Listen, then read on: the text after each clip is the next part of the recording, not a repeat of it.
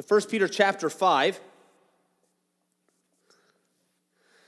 So I exhort the elders among you, as a fellow elder and a witness of the sufferings of Christ, as well as a partaker in the glory that is going to be revealed, shepherd the flock of God that is among you, exercising oversight, not under compulsion but willingly, as God would have you, not for shameful gain but eagerly, not domineering over those in your charge, but being examples to the flock. And when the chief shepherd appears, you will receive the unfading crown of glory. We're just going to hit the first 4 verses here this morning. And he's wrapping up, like I said, he's wrapping up. This is like the last. Peter could be broken down into pretty much 3 chapters. I know we have 5 in ours, but from a literary perspective, he's already on the first, he's finished the second, and now he's concluding, and he's making a challenge specifically to the pastors. He calls them elders, those who are in positions of leadership in the church. Pastors like this are very awkward. Passages like this are very awkward for pastors to preach on. In essence, I teach you how I'm supposed to be. So I'm preaching to myself while you listen. And you get to listen to me talk to myself. Remember how this passage works.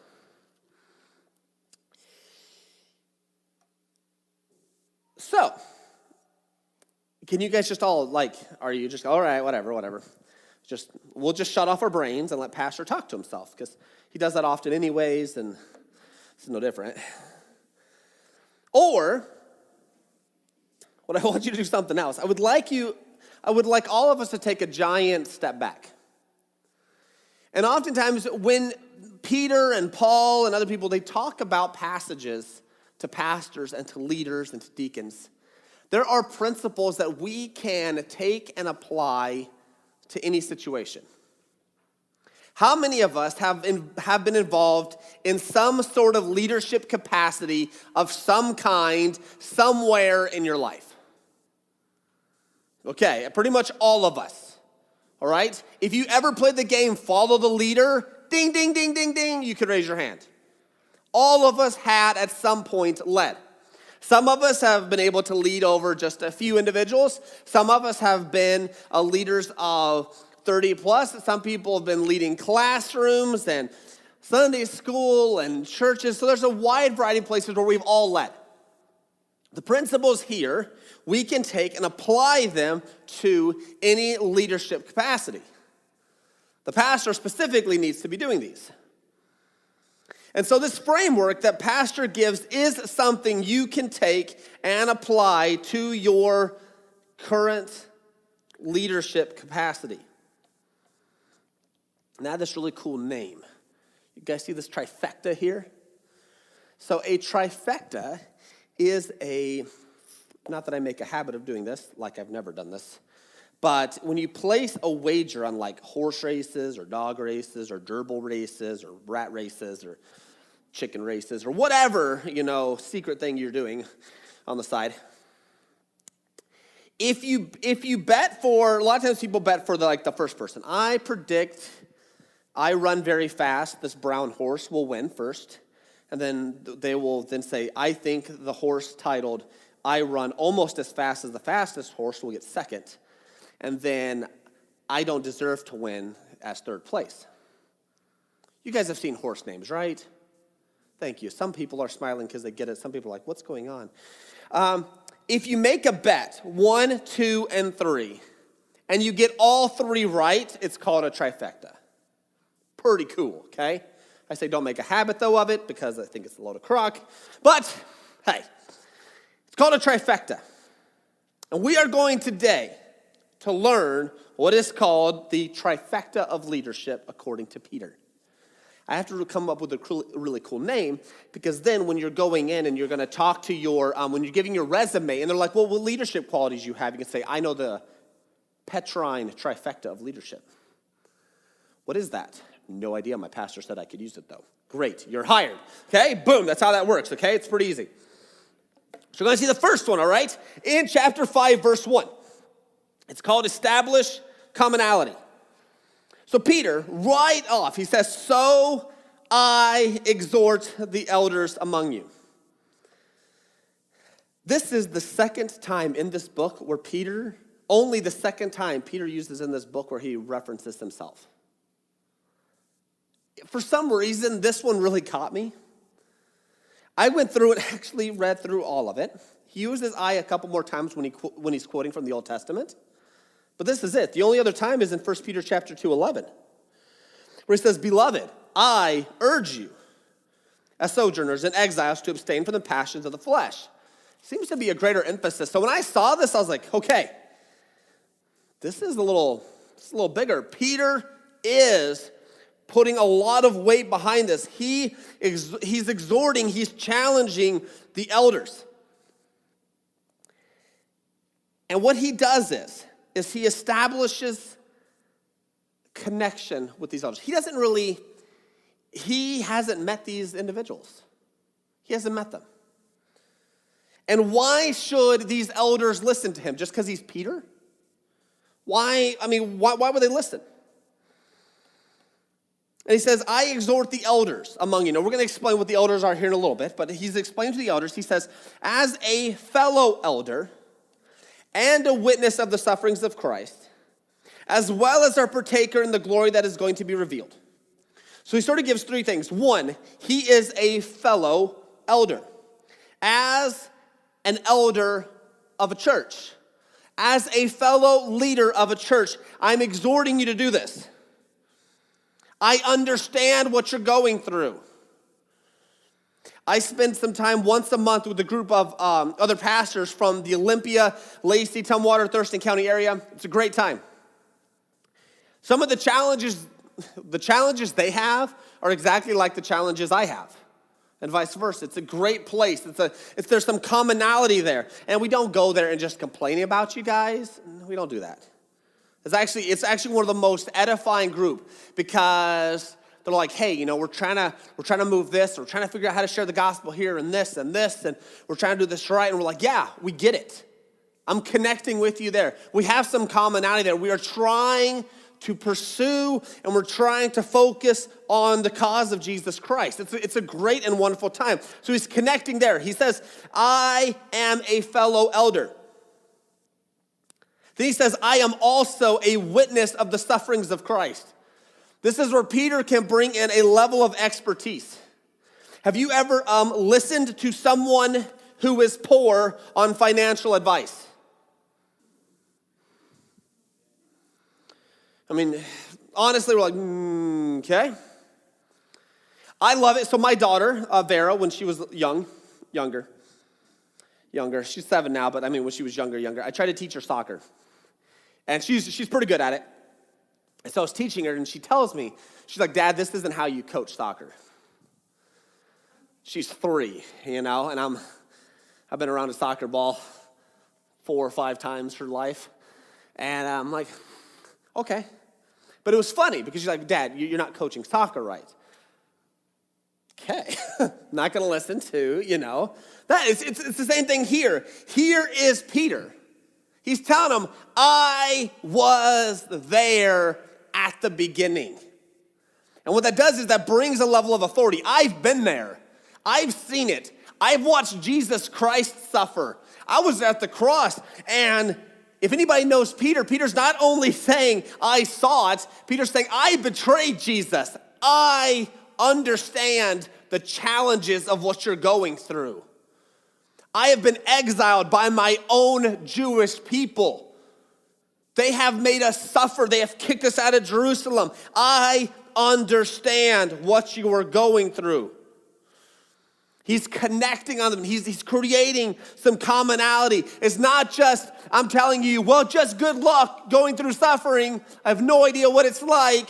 Peter's like, I've been there. I've seen it, and I've been through it. And so when I tell you this, it's not coming from a perspective of ignorance.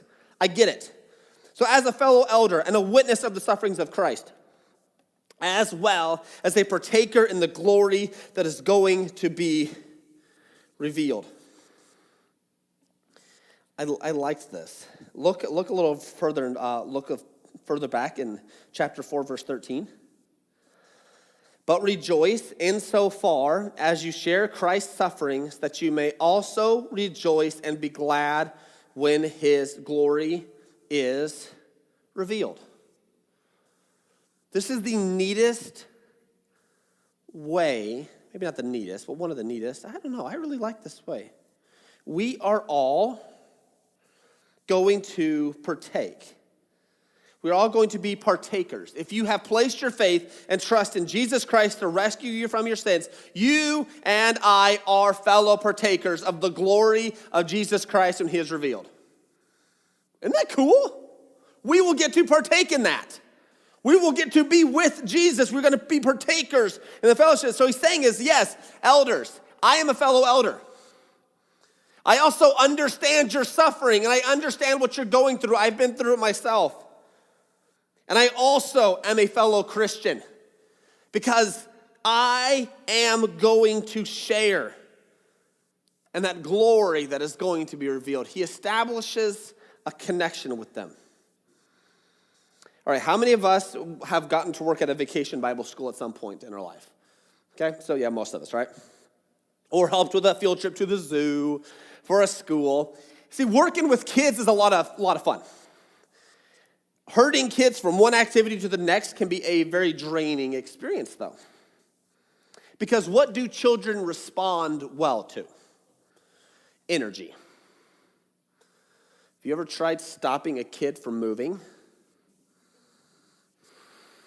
It doesn't happen. They just run. Wake up. Petra, she will get a 15-minute nap. And it's like she slept all day. The worst thing to do is let her take a nap after 6 o'clock.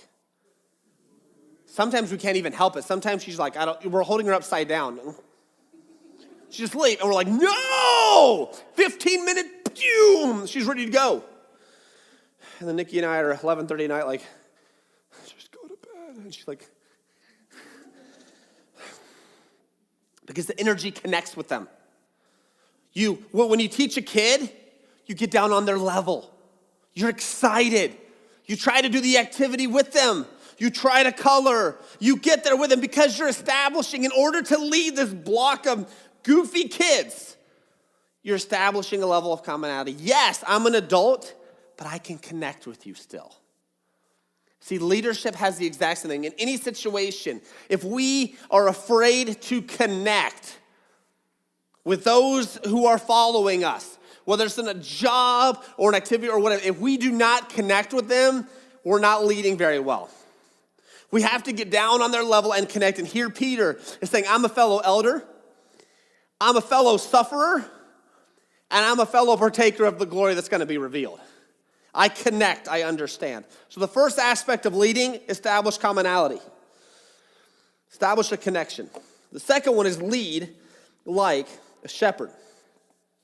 So he tells them in verse 2, he tells these elders, I want you to shepherd the flock of God that is among you, exercising oversight, not under compulsion, but willingly, as God would have you, not for shameful gain, but eagerly, not domineering over those in your charge, but being examples to the flock. So there's pastoral leadership. This also, some churches function with pastor, elders, and deacons. So in essence, they function with 3 offices. Some function with 2.5 offices, where it's like elders-ish, and then a pastor. And sometimes they're just elders. So there's so many different kinds of churches. It's hard to keep track of who does what and when and where and how. But in my belief, all right, studying passages like this and what Peter is expecting and what I've seen in the rest of the New Testament, the apostles expected 2 positions as in the church. That of a pastor / overseer / shepherd / elder and deacons. Now, some churches, they will have lots of those. And some churches will only have one of those. You know what? That's up for the church to decide. So here he goes. He tells them, I want you elders, those who are leading your flocks. I want you to shepherd the flock of God that is among you. Shepherd those in your care. Exercising oversight, but not under compulsion. You ever been made to do something? Well, maybe not made, but if you didn't do it, life was going to be very painful. I'd do it if I have to. If I have to wash the dishes, I'll wash the dishes, dear. Not really, but I'm trying to find something to connect with you guys. We have this where we're being forced to do it, where we have this, I'm being guilted into doing it. And that can happen sometimes in churches, especially smaller churches, or they man, I don't want to be an elder, but since no one else is doing it, I guess I'll do it. Peter's like, don't do it. If you're being guilted in to being a leader, stop it. It's not worth it. Don't let yourself be guilt-tripped into doing this. Don't do it over a compulsion or under this whatever reason you have, don't do it, but do it willingly. Lead, shepherd the flock because you want to. Pastors are any pastor you see, whether they act like it or not, every pastor you see is pretty much insane. Every single one. Because you are, in essence, joining a volunteer organization, dealing of matters of the heart, fighting a spiritual battle against the devil, all while having to be a smile and having your life perfectly in order every single week. And you have to want to do that. It's insanity.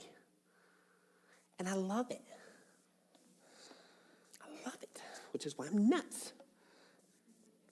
Willingly, as God would have you, not for shameful gain, but eagerly.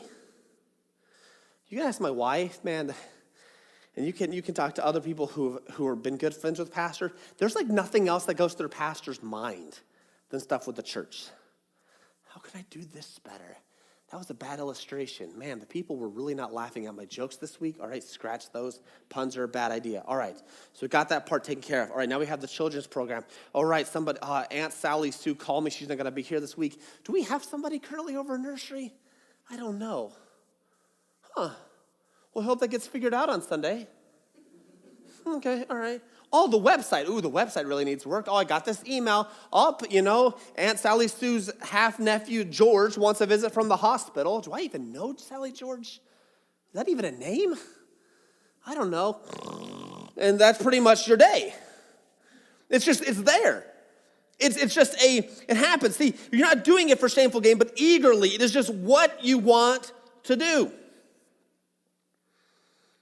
See, he says in 1 Timothy chapter 3, verse 1, Paul does, he says, this saying is trustworthy. If anyone aspires to the office of overseer, he desires a noble task. Therefore, an overseer must be above reproach, the husband of one wife, sober-minded, self-controlled, respectable, hospitable, able to teach, not a drunkard, not violent, but gentle, not quarrelsome, not a lover of money. No pressure. For an overseer, as he says in Titus, as God's steward, must be above reproach. He must not be arrogant or quick-tempered, or a drunkard, or violent, or greedy for gain, but hospitable, a lover of good, self-controlled, upright, holy, and disciplined.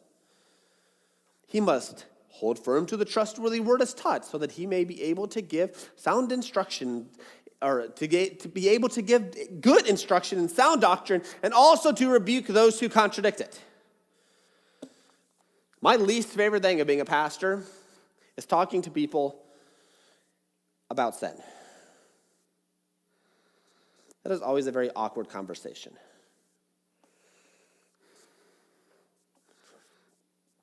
A pastor must exercise oversight, not because he's being made to, but because he's willingly do it. Not because he's trying to be popular or look cool, or shamefully gaining off the backs of hard-working Christian people, but eagerly not domineering over those in your charge, but being an example to the flock. And domineering has the idea where I am guilting you into moving and reacting one way. I have seen how guilt-based ministry works. All it does is frustrate people. It's so sad. It shouldn't happen. We can't domineer over a flock. And if you are in a position of leadership, the goal is to draw them to you, not break them to the point where they just follow you because that's what they do. The point is to strengthen your people and bring them along, and you lead them on, what he says, not eagerly, you lead them through your example, not because of your position. So there's a mentality difference, and this is an older person told me this, so it's not just me saying it, but an older person told me this, where older people, and just because of their history of Christianity and how things were back in their day, as I said, it was explained to me that older people will give the pastor a level of respect because he's the pastor. They start from a position of respect, and then you proceed to ruin it from there. Okay?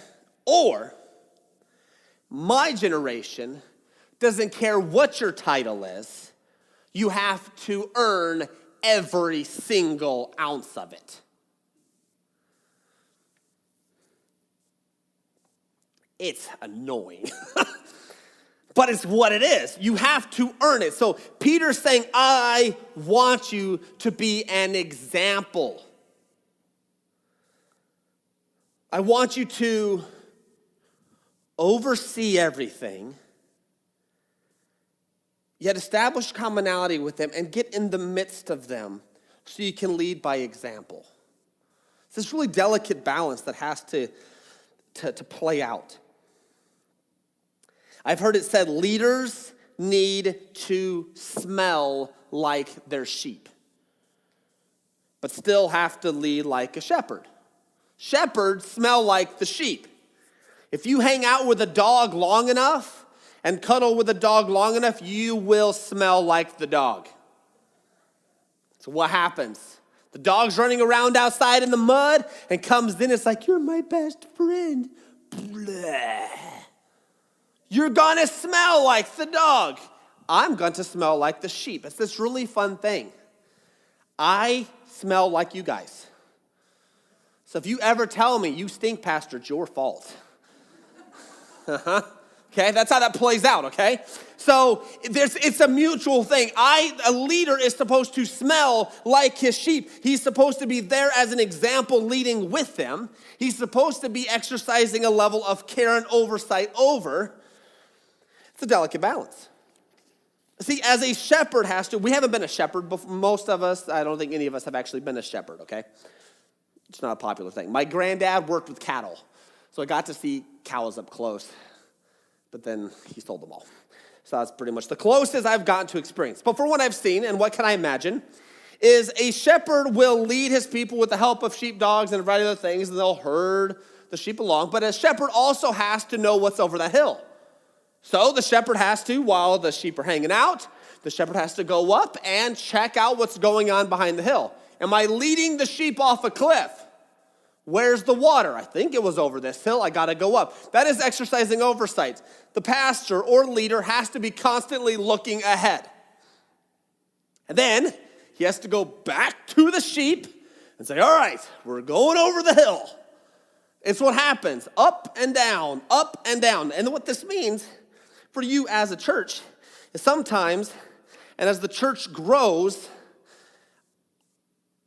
pastor's going to eventually run out of time to do everything. He can't visit everybody in the hospital because he has to do hospital, marriage counseling, visit new families, administration stuff, facing the calling, talking to the mayors, praying this, that, and everything else, all while he's supposed to study the Bible and preach. Good luck.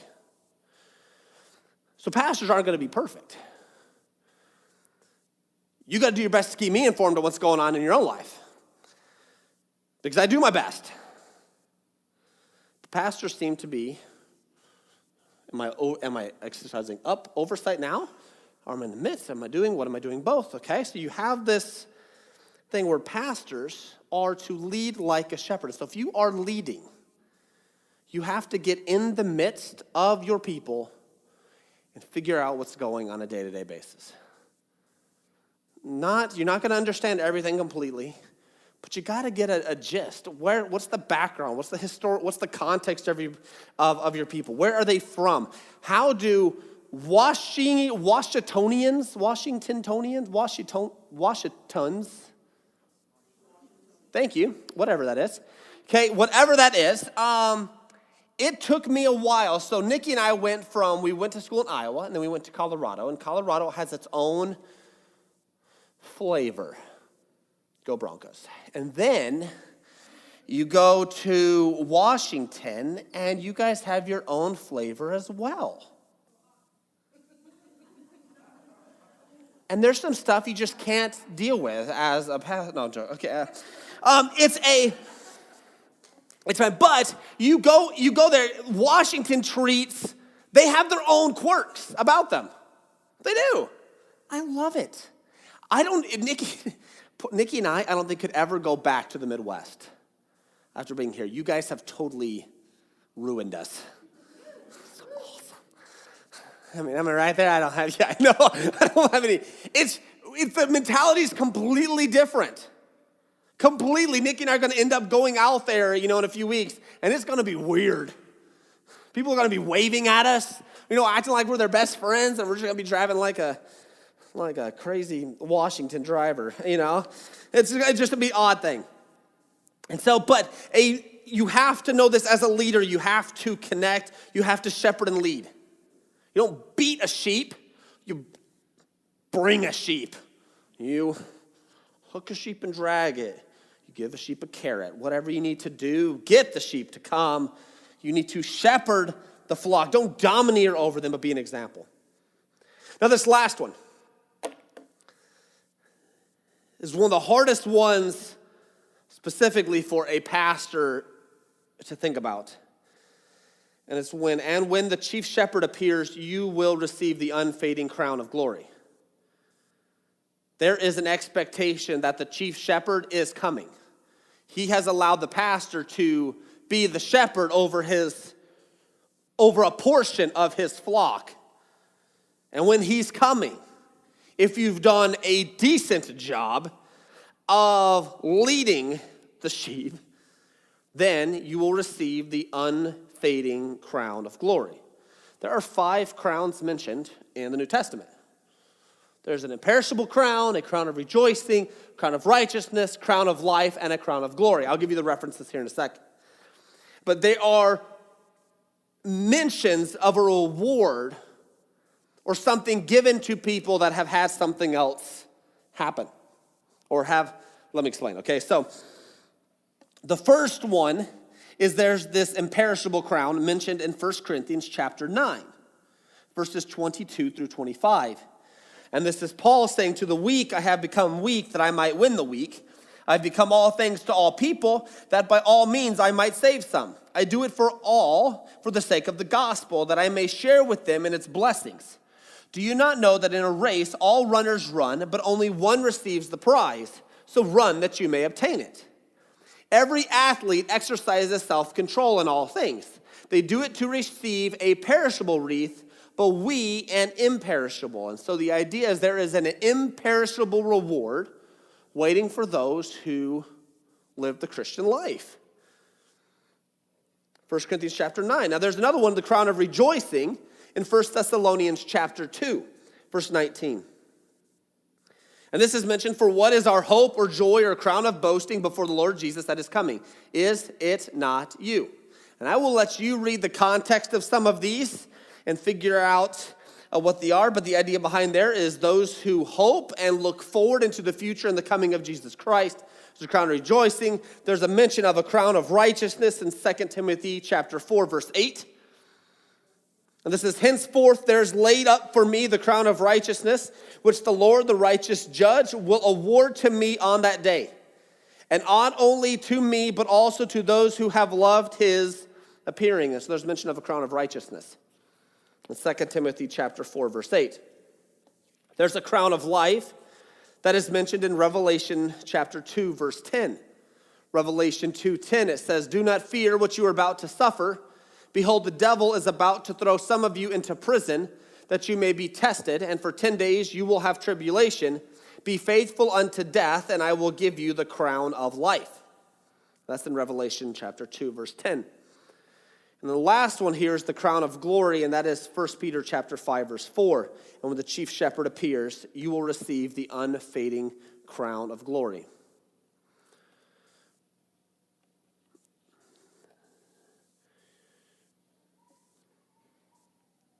Our lives are not our own. Our lives are in service to the one who's gone before us. Our lives as Christians are owned by Jesus Christ. He has given us a responsibility to lead and impact those in our care. Parents, this includes you.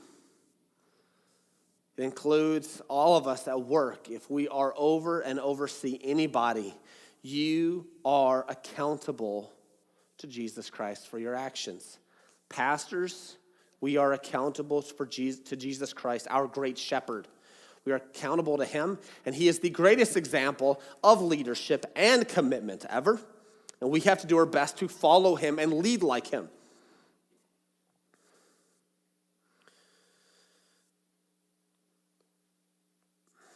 So,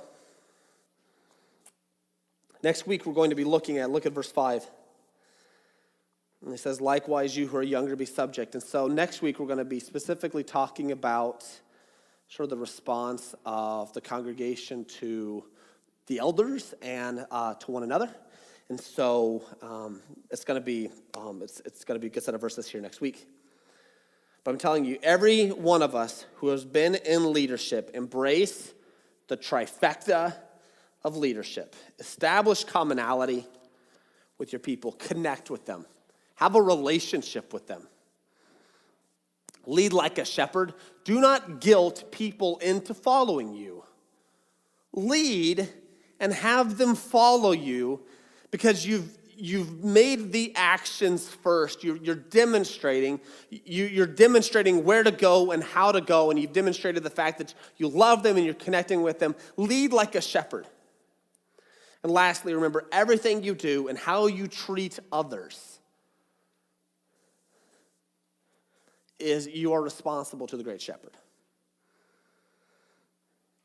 And elders, those who have led in First Baptist Church, maybe not as an official pastor, but as an elder and as one who has guided over people in the church, personally, I want to say thank you.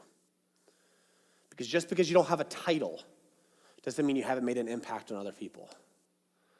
And so I appreciate the godly men and the godly women that have gone before me. I love to brag about the fact that our church is 109 years? 109 years old. And that doesn't happen by accident. That happens by faithful people leading day by day God's flock. And so in a lot of ways we stand on their shoulders. And so I thank you, whether you have the title or not, those who have exercised and been a shepherd before this flock of people. 110 years now? Wow. I know. It's exciting. And this isn't by accident. And so we stand on we stand on the shoulders of faithful men and women. And I know I'm thankful for it. I'm thankful for those who have helped me and those who've gone before me. It's a great privilege.